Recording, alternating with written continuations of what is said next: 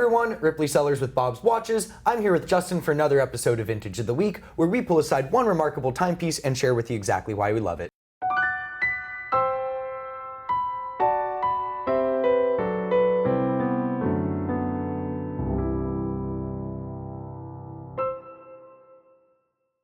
So, Justin, got a cool one here. It's a cool watch. Yeah, first quick wrist check. Let's do the wrist check. One of my favorites. Ooh. Kermit Submariner, Rolex. Love the watch, love the green. Classic. Yeah. What do you got on today? A little bit different. Patek Philippe Gondolo. Oh, very nice. Yeah, we always think of Patek with the Nautilus, and we think of the Golden Ellipse even, Calatrava certainly, but this is kind of one of those overlooked gems. I love the square case shape on that. It's, yeah. Yeah, if you don't want a Cartier and you don't want a Reverso, yeah, here's a great third option. Yeah. Very nice. All right, well, let's get into it. We're talking about an Explorer 2 today, right? Yeah, a Polar Explorer 2, although this is kind of a warmer Polar, given the Patina. Reference 16550, Transitional 1. The first Polar Explorer 2, if you will. And it looks a lot like the subsequent generation, but it's got a lot of nuances. Yeah, this one's kind of special and kind of different because it's kind of modern and kind of vintage. I mean, it's old. We're talking, what years? We're talking like late 80s on this one? Yeah, so this particular one's 1987, I believe, thereabouts. The model itself was pretty brief. It came in around like 1985, lasted about 1988, 1989. And then they rolled out the near identical 16570, where it looked basically the same, but it had the 3185 instead of the 3085 movement.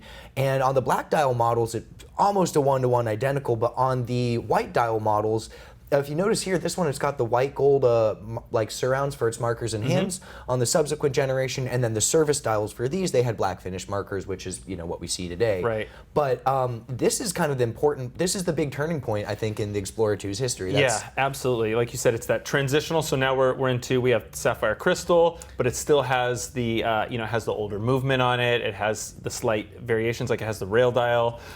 So it's kind of like, to me, this is one with one foot in each court, which I think is kind of cool. Yeah, absolutely. I mean, you look at the 1655, the first one, you got an acrylic crystal, 39 mil case, hour hands are coupled, very, very different dial, only available in black.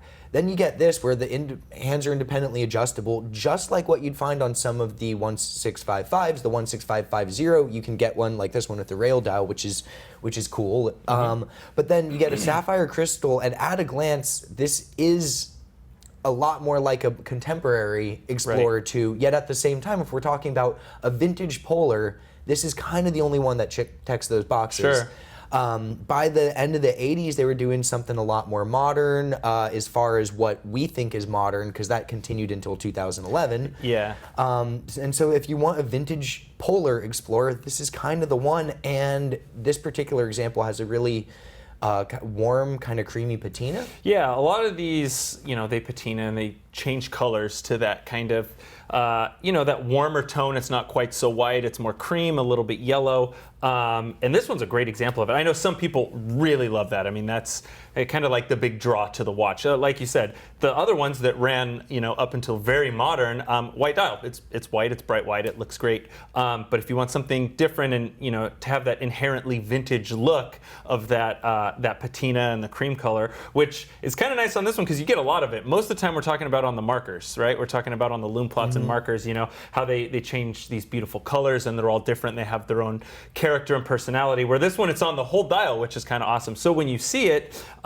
you're likely familiar with the watch, familiar with the way it looks because of the model after that kind of ran for so long and has that look, but it's clearly different right off the bat. Like the color of the dial instantly lends itself to that vintage look. Oh, 100%. And the fact that it doesn't have those really strong contrasting black surrounds on the markers, right, it gives it that more of this even kind of washed out look. And it really just hits different than the full white dial example. Yeah. So, and that's kind of why these are special. If you had sent it to Rolex now to get a service dial, they're not putting in this exact style of dial, right, let alone one with this patina, and it would look like one from the early 2000s, more or less. And speaking of this exact example, because of the color of the dial, I almost didn't notice that it's missing the lume from the GMT hand. It is. Because it looks the exact same color as it.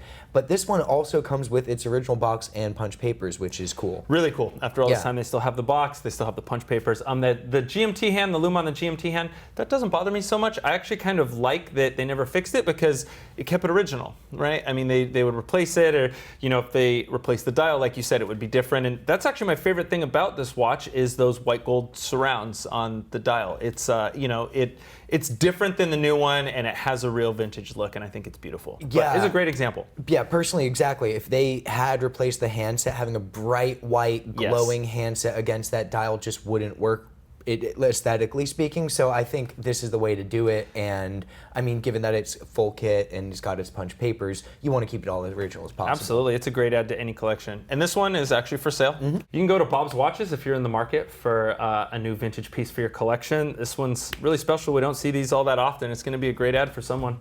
Well, that about wraps it up for this episode of Vintage of the Week. Lovely reference 16550 Rolex Explorer 2 with a cream-colored polar dial. Don't forget to tune in next time and see what watch we'll have for you then.